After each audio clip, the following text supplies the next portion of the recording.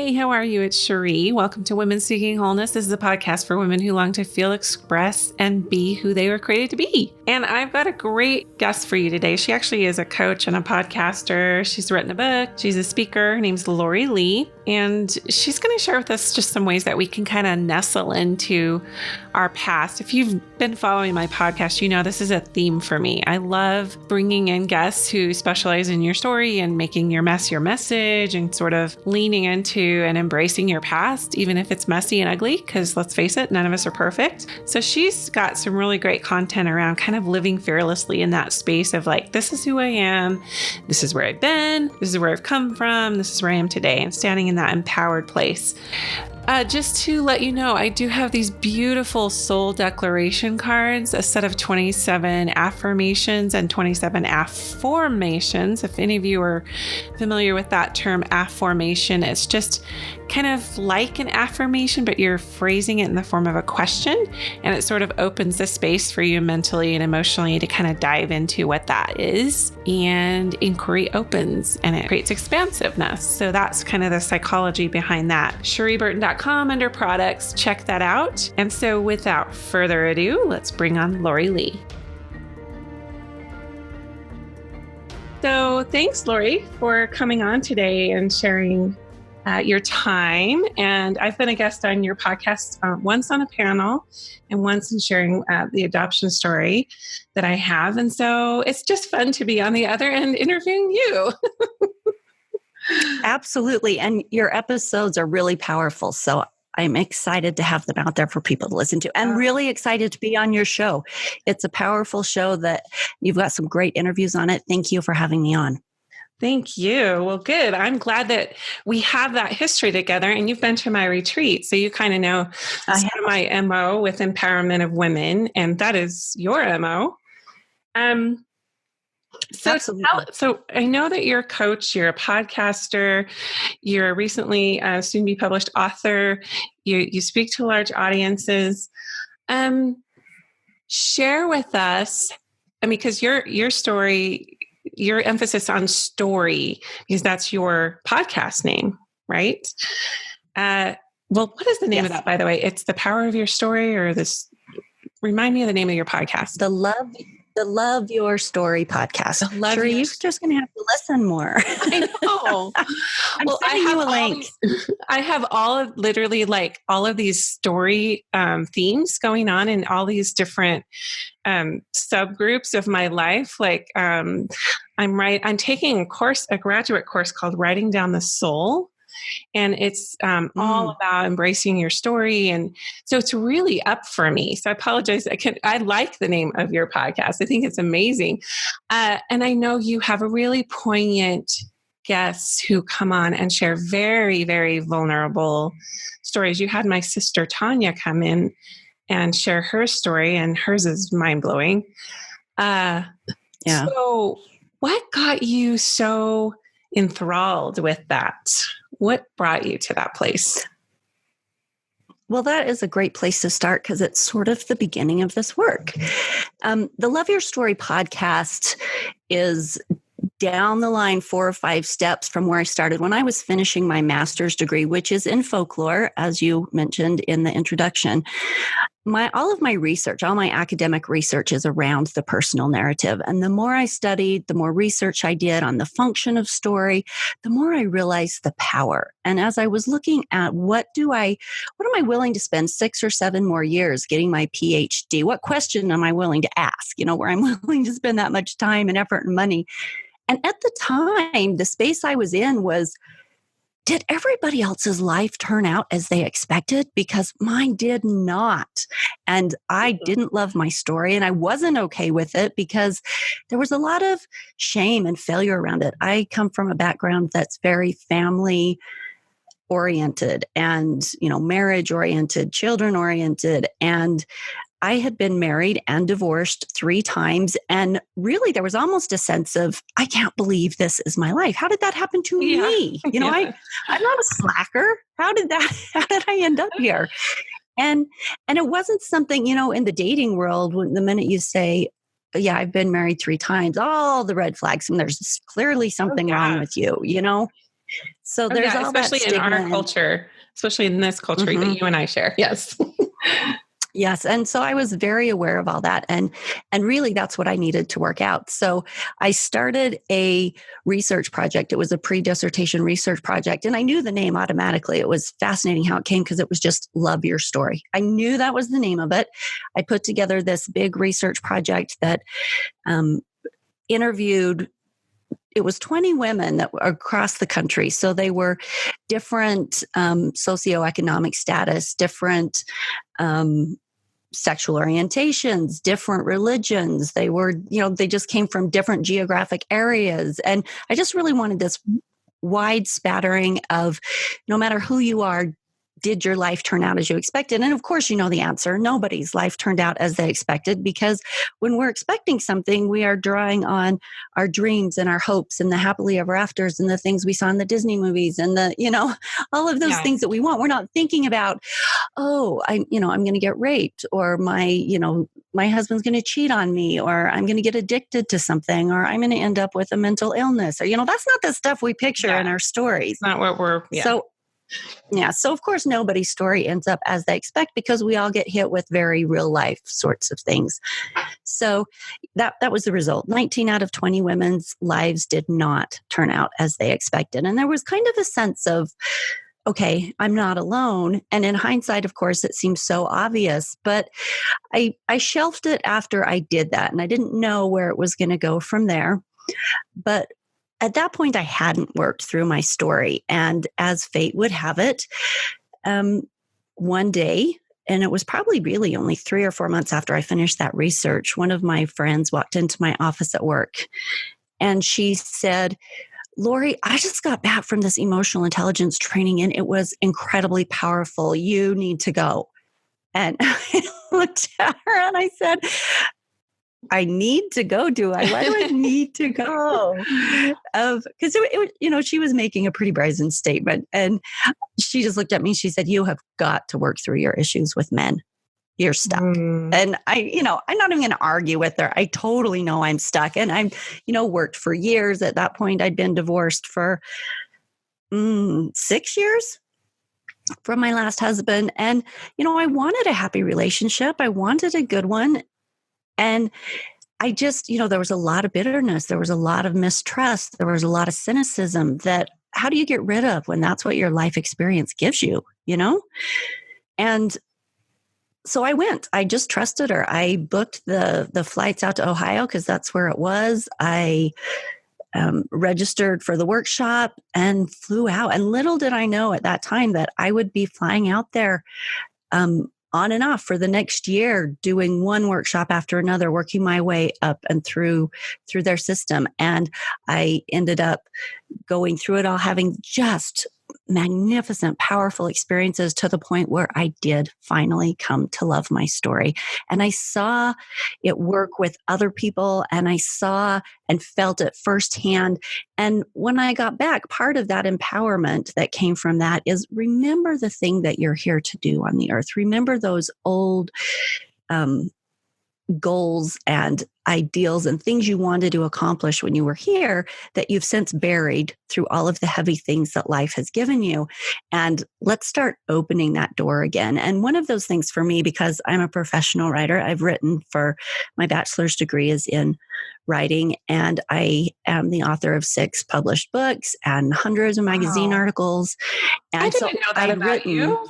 That's so cool. Yeah. I want you to proofread my stuff. Anyway, we can talk about that later.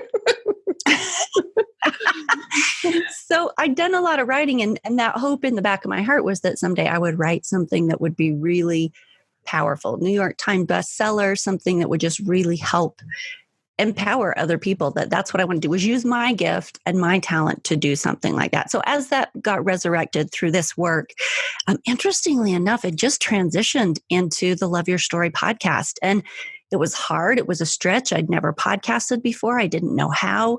This was 3 years ago. So I'm going on 3 years of my podcast. We're at over 140 episodes. Magnificent people, magnificent stories, just, everything from the really tough stuff to also the really highly accomplished, the the Olympians, the life coaches, the therapists, the people who are doing really, the athletes that are doing really phenomenal. Like I interviewed the Higginbotham twins, which they prone paddleboarded from Canada down to Mexico, like on a paddleboard on their stomachs, these thousands of miles, in the water every day for like 6 months. I mean, just incredible stuff. But in talking to them about their stories, it was looking at how did you overcome those obstacles and what did that look like and how did you do it? And so the podcast itself has been really a blessing to me to be in touch with these wonderful, wonderful souls that Yeah. And we all have that story. We all have that story. Well, I'm really fascinated with people's stories as well. And that's why I started podcasting. I love the idea of bringing in multiple voices to speak to the individuality of success, whatever that means, whatever that looks like, how personal, how sacred it is. And I'm sure you found this because you kind of spoke to this just a minute ago, that when you find someone, when you really dive into someone's success story, or even just anyone's story for that matter, they might be in the middle of, something that's going to bring them success later as they define it. But you can literally look at anyone's life and they have to go through, it's almost like a rite of passage. Like if you're a little, like we were saying before, you don't sit around when you're little going, I want to be an addict someday. I want to get divorced, but you might be dreaming about, I want to be a therapist, or I want to be a counselor, or I want to be a speaker. Well, guess what? You might have that desire as a child to be a counselor or a therapist or whatever. And that your rite of passage is to actually become an addict and live it and experience it in your body and work through that recovery so that you are qualified as an older person to be that therapist you dreamed about.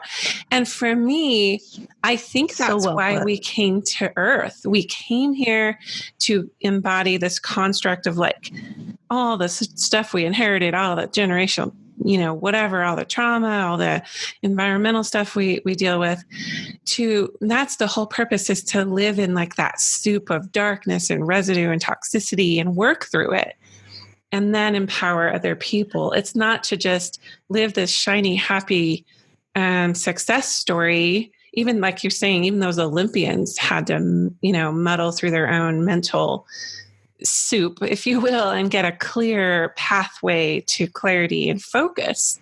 So there are these rites of passage. Have you seen that similarly as you've interviewed people? Absolutely. And that is so well put, Shuri, because, just from my own story, as I consider it, there is absolutely no way, had my life just unfolded, as I expected, that I would know anything about, empathy and the deep pain that I understand now, and, being cheated on and dealing with addicts and, all of those things that you get both sides of the coin. You just get a myriad of experiences through your living that without that, you simply would not know. And I think what you say about you come down here and you have those experiences to qualify you, but I also think that there's a very active role in creating your story. And when you go through that stuff, you can either choose, like you're at the crossroads when you're in those dark places, and the choice is either, do I stay in this victim mode and do I let this darkness just bury me and pull me down? Or do I find the meaning and the purpose behind it and then go on to live that larger picture that maybe is the purpose of it in the whole, in the whole bigger picture? But you still have that choice. That you can either look at it as these experiences are here to train me and help me be who I need to be, or you can look at it as, oh my gosh, life sucks and I'm getting the shitty end of the stick and I'm going to sit and bitch about it. Yeah, exactly. And you know what? I love what you're saying about like we're always at a crossroads in every moment of our lives. And sometimes it's okay to take the cross or the path of darkness. Sometimes that's actually, I don't want to say, okay, let me explore that a little bit with you. sometimes we're not conscious, we're not in our right mind. And so we take the path of least resistance. We take the easy way out. We take the mortal route. We take the low road, if you will. And then sometimes there's just a little spark, like we're in the dark place, but there's just this little spark that somehow maybe it's hope. Maybe it's a kind word someone says. Maybe it's just something we read or something that rises up within us after we pray or something, that we just get this little spark and we take the higher road. And then I believe enough of those sparks, and then all of a sudden it just gets bigger and bigger and bigger. And then you have a different way of being. You have a different power about you to keep taking that higher and higher road. For me, I've seen this with people, especially with mental illness, because it's not always a choice. It's not, they're down in the dark and there's not even sometimes a glimmer. And so it then behooves us to say, how do we, like you talked about, reframing? How do you do the best analogy I have here is the paddles, when someone's having, they're in cardiac arrest and the paramedics come and do those paddles. Sometimes it requires another person or another power because you literally do not have it in you. So I just want to make that qualifier. We do have the power of choice, but I have seen people in such levels of darkness that they have literally lost all semblance of glimmer of hope. And they literally, something's overcome them and enchained them, and they feel completely powerless to choose. So maybe the choice is just, I'm going to call for help. Yeah, I'm going to hang on. And you're absolutely right. Those places when we choose or when we feel like we, can barely get up out of bed, those are still the places of learning. And when we choose, let's say we actively choose to make a choice that is difficult or dark or wrong. Maybe it's just wrong. That's still the place of learning. You're walking learning down that path of what does it feel like? If you're learning, it wasn't a mistake. If you learned, it was not a mistake. If you learned. Right. And, it might be more painful. It might have been the more painful path that you didn't need to take had you made another mistake. But when we're in the dark places, and, we all are, because that's part of the journey. What you're talking about really is the hero's journey. Joseph Campbell's hero's journey. Love him. And we all are. And I think this is really important for us to remember. Each of us is the hero in our own story. We know that, right? And we are writing that story through our agency, through our choices. And that doesn't mean that we're in control of all the things that we're hit with. Like you said, sometimes you just don't have a choice. When Bilbo starts out on his adventure to, into the Lord of the Rings and, into this whole big adventure in, clearly I haven't watched it in a while, but when he heads out, like not a Lord of the Rings nerd, so. Right. But he doesn't control the dragon that's coming down. He doesn't control the swampy places they have to cross. He doesn't control the power of the darkness that is going to wrap around him and wrap around his cohorts, and that is going to try and test them every step of the way. That's what the hero's journey is when you're in those moments, do you give up?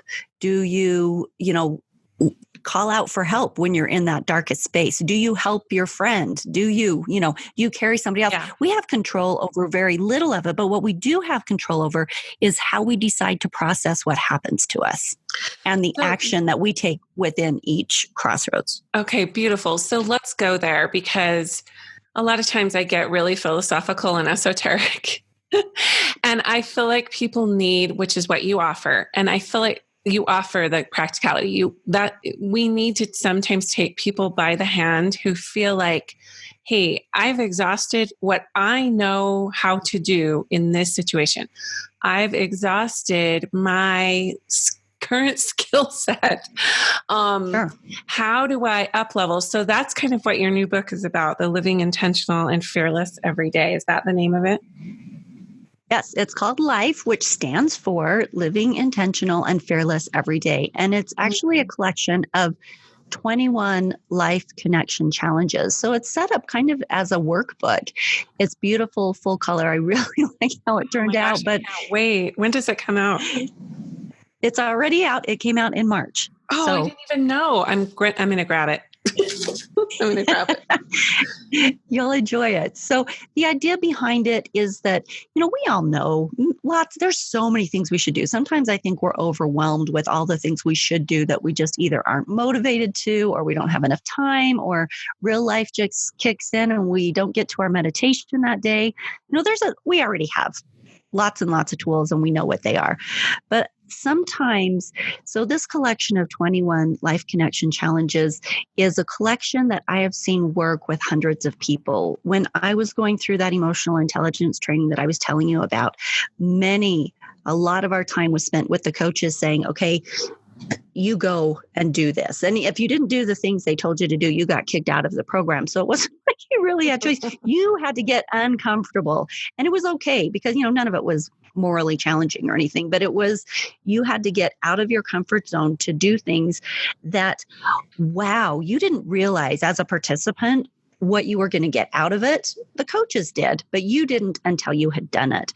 And so this collection of 21 life hacks, some of them are stuff you already have going on in your life, but they are an organized way. And I think sometimes we need that. Instead of being overwhelmed by all the things that we should be doing, you have a book that's just like, okay, there's 21 challenges. Today, I'm going to do challenge 1. Tomorrow, I'm going to do challenge 2. The next day, maybe I'm a little too busy. So on Saturday, I'm going to pick up with challenge 3. And as you do them, you don't realize the effect that they're going to have. You think you do, right? But as you start doing them and you start compounding them, I have talked with many people who have used this because it started out as the 21-day challenge. So the end product was actually, we did big groups that did these challenges and they were supported on Facebook. And I ended up getting feedback as we did this. And some of the problems with it were that people wanted to give it as a gift, or they didn't want to access it online because they just technically, they didn't get online first thing in the morning on their computer. And so they didn't like having to access it technically or technologically. And, some of them wanted to keep their notes. Part of the process is at the end of each challenge, you have a place to record what happened to you and what it meant to you. And that's really an important part of that process and all of these are about taking action and creating this possibility and this connection and this self-care in your life. So they're simple. You can work them into just your everyday living, which is what you're supposed to do. But it's also a process that as you accumulate and do these, you have magnificent experiences because I've had focus groups put together about it afterwards. And even a podcast episode where people who had done it had testimonials about it and shared their experiences. And they just are so powerful. They rock my boat, the things that I am watching my people get from it. You're kind of freaking me out right now because I'm doing this exact thing with my depression cleanse. I have an online course and I'm working on a workbook. So, and I just looked, I'm dying. You're charging $22 and my depression cleanse is 22 days, 22 minutes a day for $22, but mine's not a book yet. Do you know what 22 is? Do you know what that is? What that number is about? No, tell me. Okay, it's cool. And I'm sure everyone wonders why because I launched this podcast on February 22nd. Everything is in 22. Really? The number 2 is the feminine number.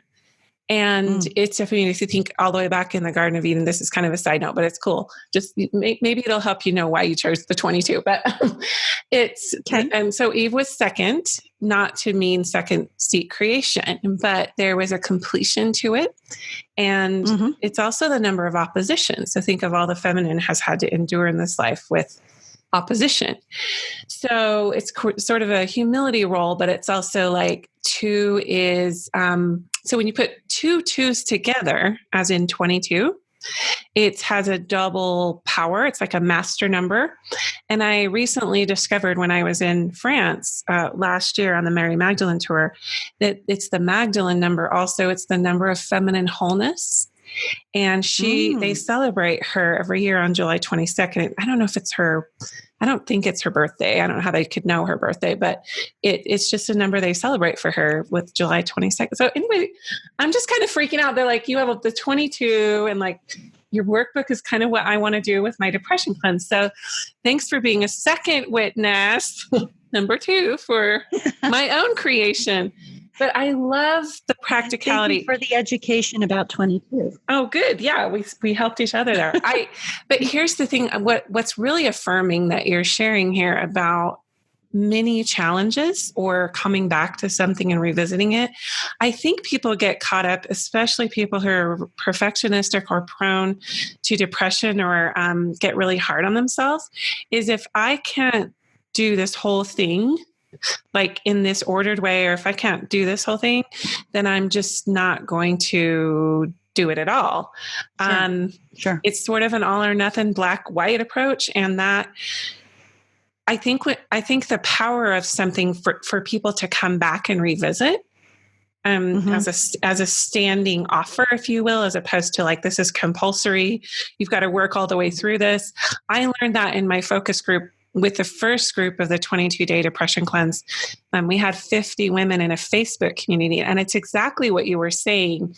Some people, like, they were trying to write notes. They wanted me to keep, I still have the Facebook group up in a private setting for those 50 women, because there was just so much when you dive in and start challenging yourself or thinking about things a different way. And so there's a tendency to go to overwhelm when you start to open your psyche. Would you you agree? And that's where that's exactly what I found with that audience. And that's why we made it into a book instead of an online course, which if you want to do it online, it's still available on my website, which is loveyourstorypodcast.com. But that's specifically why we made it into a book, because it solved all the problems. It let people keep their notes because it was in the workbook. It let them do it at their own pace. And it's not just people who are dealing with depression that don't want to start something they can't finish. I think that most people feel that way. Like, one of the biggest feedbacks I got was, I'm so busy already. I don't have time to add anything else. Like, well, you know what? All of these things are things that are going to create the type of life that you want to live. They're to help you. They're small. They're easy. You can pull them into your everyday way of living, which is exactly what you want to do, because you want to live on purpose. You want to live with better connection and possibility. Like, you're either actively creating your day and your moments, or they're defining you, they're creating you. So not creating you, but they're bringing it to you, rather you coming in and bringing your focus in with life. So give us an example of a couple of your, or maybe just one of your 21 challenges or life hacks. Okay. So again, super simple. Some of you may already be doing them, but when you start adding them all together, they just get really wonderful. So the first one, day one, is to do a random act of kindness that day. And while while that may be something that you kind of keep in the forefront of your mind, when you wake up and okay, today is the day that I'm focused on a random act of kindness, and you head out into the world with that mindset and that intention, the experiences that you end up having are just unexpected and ones that would not have happened if you hadn't approached it with that intent. And so it's always fascinating to see what happens. Another one is about decluttering.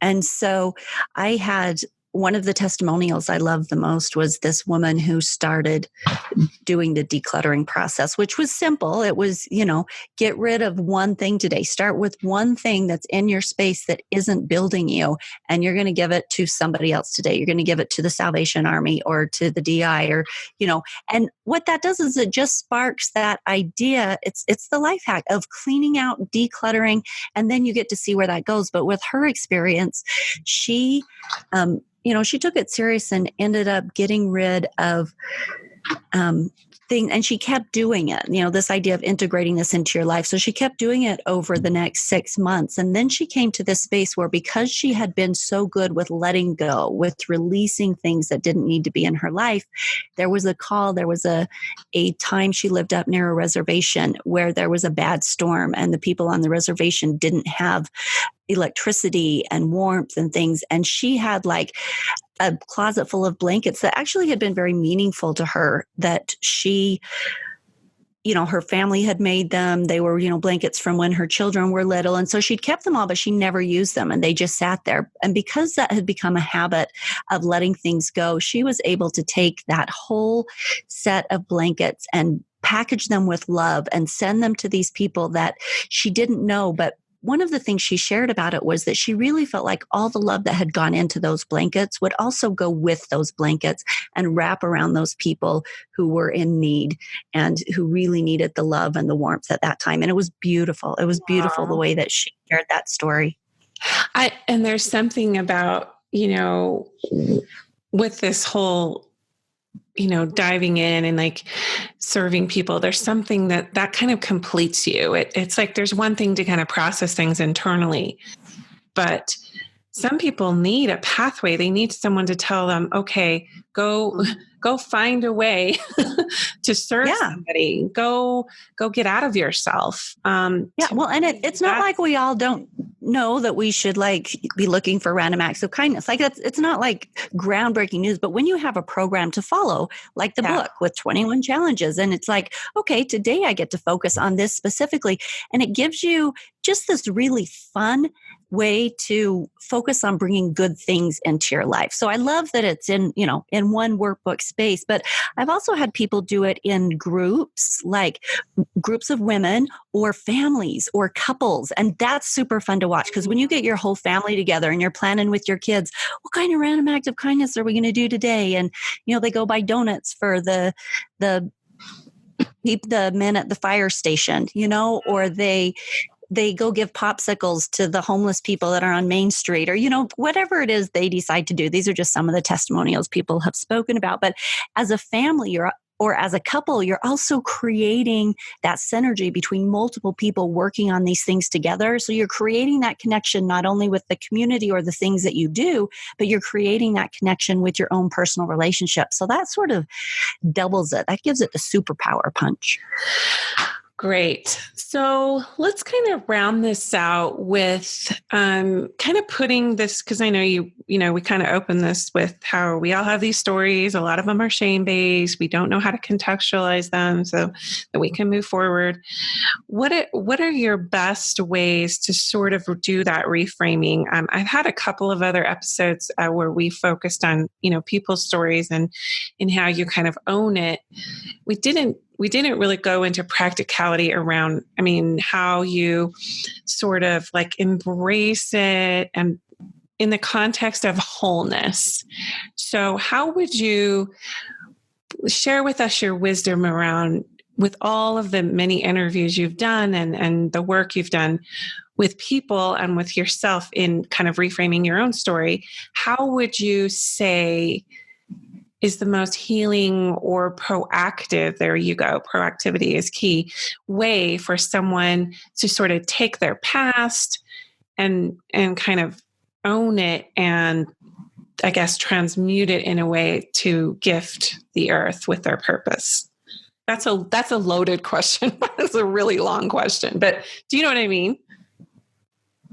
I do know what you mean. And I think it's really a process. And here's the thing. And doing it myself, having to reframe my own story and then helping other people do it, I have come up with what I call the 5 steps to reframing your story. And so I really do feel like it's a 5-step process. And these steps are, I think, crucial because reframing a story is difficult. We are so entrenched in our stories, in our interpretation of what happened to us, of our interpretation of what that means. And our interpretation is always informed by our religion, by our family of origin, by our gender, whether we're male or female, by cultural expectation. There's all of these things that give meaning to our interpretation of our own story. And So they're very, and if it's something that happened a long time ago, it's very entrenched because we've retold it, even if it's only to ourselves over and over and over, whether it's the unfairness, whether it's the, whose fault this is, or what could I have done better, or maybe even just beating up on yourself about it.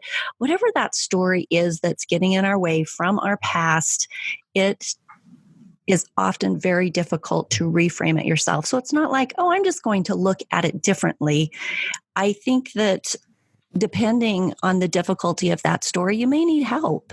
And I have a 5-step process that I help people, but I've also set it up so that I have 5 episodes, actually. It's called The Steps to Reframing. And there's an episode on my podcast for each of those steps. So it takes you through step 1, step 2, step 3, step 4, step 5.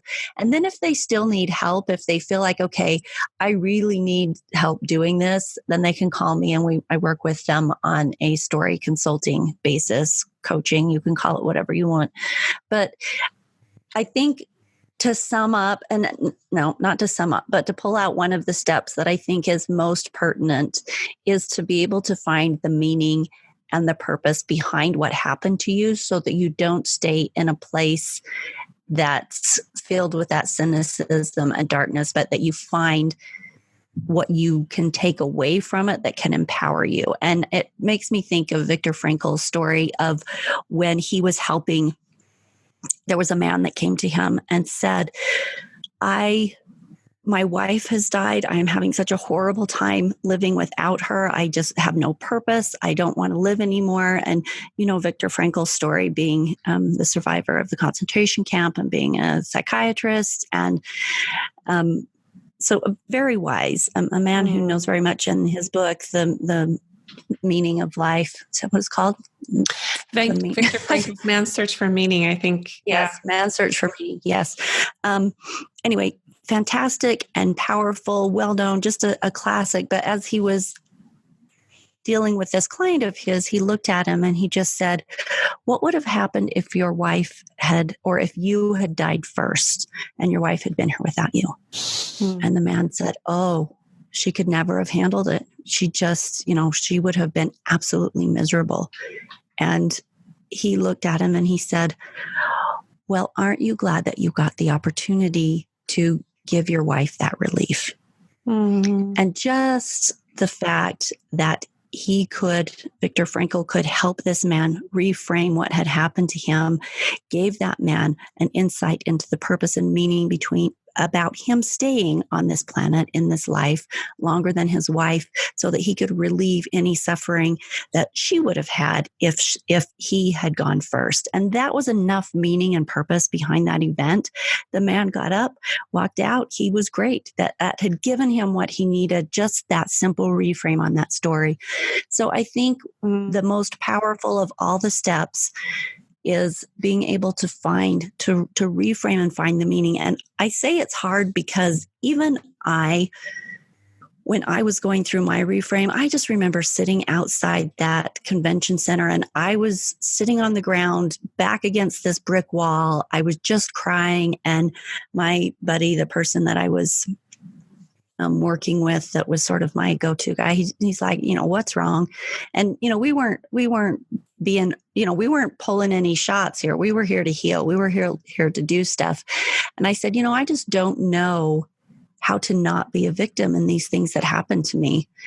And, I wasn't one of those people who stayed in the victim mode and thought bad thoughts about everybody all the time. And, that wasn't really where it was. Right. But when I got into doing the work, it was, I don't know how to reframe this to be in a space that, where I'm not a victim of these things that other people chose to do to me that I didn't have any control over. And he just looked at me and he said, well, I can do that for you. You don't have these people in your life anymore because they weren't worthy to be there. These things that have happened, that have gone down, took people out of your way that were in your way. You've had experiences that create this empathy and understanding that allow you to do the work that you need to do going forward. And he just went on and on with this reframe. And so, even I, who had some, I won't even say even I, because at the time I didn't have any, training. Yeah. But I knew how hard it was to reframe because I had to have somebody else sit there and do it with me. So oftentimes it's not a one-man job because we're so entrenched in whatever reality we've created around those stories. And so that's often why we seek, I think, for coaches and story I have consulting. a thing on that. I honestly believe, I mean, I've been a coach and mentor for, I don't know, over a decade. And I have learned this the hard way. As a coach and mentor, I need to have my own coach or mentor or therapist or whatever. It's almost, I truly believe everyone on the planet needs that. They need someone who's not emotionally enmeshed in their life or even spiritually enmeshed in their life. I'm not talking about a clergyman or a parent or a spouse or a friend. I am talking about someone who can look at your life with a different set of glasses and go, oh, have you considered this? And they have no emotional investment in the outcome of what you choose. And they are there to offer you solutions and a new way to look at things. And, so it doesn't mean you have to pay someone to do it. But because you and I are both coaches and we see the value of someone investing in that. At the same time, everyone needs a guide. And if you look at the hero's journey, Joseph Campbell, by the way, I saw the original hero's journey when I was at the University of Santa Barbara when was that? In February. And I saw the original and I was just like, whoa, it was under a glass case. But he talks about in that, it's absolutely essential. And I wish I was a Lord of the Rings nerd and I could say the name of the people who come to Frodo. Is his name Frodo, the guy searching for the ring? Who come to him, guides and people. But anyway, in the hero's journey, it says the exact same thing, that before you come home with that, treasure, you have to have people along the path who are literally pointing the way. That's part of the story. It's the arc of every hero's journey. It's the arc of all of our stories. And those are specific archetypes, in that hero's journey, there are specific types of archetypes that you see repeatedly in good stories. And those guides are definitely one of them. You have the threshold guardians that get in your way to test you and try you and to see how much you really want what it is that you're seeking. A good story is fraught with all kinds of fabulous testing and trying, but that's how we become strong. That's how we get those muscles that, like you talked about in the beginning, that take us to the places we need to be, that make us the hero that we need to be to do what we came here to do. So for those of you that are listening, every experience that you're having, good or bad, has something for you. And if you're not in the space where you can see it, that's okay. That's okay. Sometimes we're in those dark spaces where we can't see it yet. And when you get out and you get to stand up and you get to wipe away the goop that got in your eyes while you were down in that mud puddle wrestling with the dragon, there will come a time. And if you need help to reframe it and to see it, my advice would be, if you're not hiring a coach or somebody that can do that, just be selective with somebody that you trust. I think those stories that are sacred and difficult to us aren't something that, that you put on Facebook or that, you just throw out there for anybody. I think it has to be someone that you really trust to be honest with you, to be clear with you, that has your best interest in mind and isn't going to try to sugarcoat it, that can really help you. I always tell people when they're coaching with me, I'm like, you're not paying me to hear the stuff you want to hear. I believe in giving people gentle guidance, but I also believe that I look back on my life and there were definite places where people came in and asked me very specific questions and they jolted me. Oh, yeah. And it was more along the lines of, what would the cost be if you didn't take this path? What would the payoff be? And so, yeah, those things we're so close to it. We can't see it. we don't, we know what we think we want, we come in with what we think we want. So it behooves us to, I believe, one of the most powerful things we can pray for is for teachers.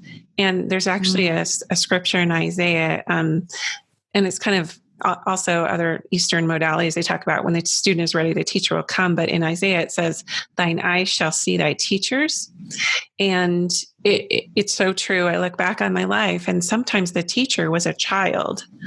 But usually it was somebody guiding me to something, whether it was a training, like you talked about that Ohio thing when your friend came up to you and she's like, right, dude, you got to work through your issues with men.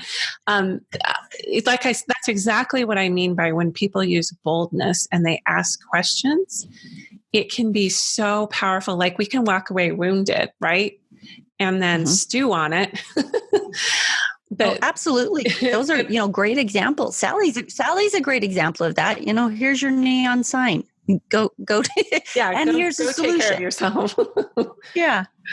Wow. Well, I'm so grateful that we could explore this. And I think that, we could probably, explore more. I'd love to have you back on at some point where we can go a little deeper with some of these things, but you are getting married, and I'm so happy for you. By the time this airs, you will be a newlywed. And thank you. That's so fun. And thank you for so clearly. I just want to mention I worked through those issues with men, right? Ooh, yes. Yay. Yes. We could do a whole episode on issues with men. Yeah, we could. I could bring a panel on, honestly. Oh, that's a really good idea for an episode. We love men, and they teach us and guide us to ways in which we need to explore our inner masculine, and then we guide them to ways so they can heal their inner feminine or bring that in. So it's a beautiful interplay. And sometimes, the triggers that happen, I look at most people's story, and it's usually a relationship that brought them to their knees in some way, shape, or form. As a teacher, but yeah, again, thank you so much. And I'm just going to encourage everyone again to go to your website, loveyourstorypodcast.com, and to definitely go to Amazon and check out your $22 Living Intentional and Fearless every day. And I'm totally going to copy your $22 workbook idea, probably, because I have a 22-day whole thing. I don't know if I'll copy that, but all right, then. Thanks so much, Lori. And I will be talking to you very, very soon. Yeah, I appreciate it. Great show. Okay. Thanks, Sheree. Bye-bye. As Lori said, you've got to work through your issues with men. If you're like me and you're like her, the feminine has been wounded by the masculine, and the masculine's been wounded by the feminine. But in particular, if there's something that's not cleared in your psyche or your soul space around trauma from men, or being hurt or abandoned or feeling unloved, then that's definitely a high priority for you to address, because it can fester and it can affect many and spill over to many of your other relationships, as well as your health, a myriad of issues. But that hero's journey is so powerful, that threshold guardian there to test and try us. I love how she brought that up. We've got so much to explore and learn about when we are answering the call of our souls. Please continue to share this podcast with your friends. I need more ladies to listen in. We have a great listener base already, just being a few months in, and I'd love to keep that going. So thank you for your listenership, and we'll talk next week on Women Seeking Wholeness Wednesday.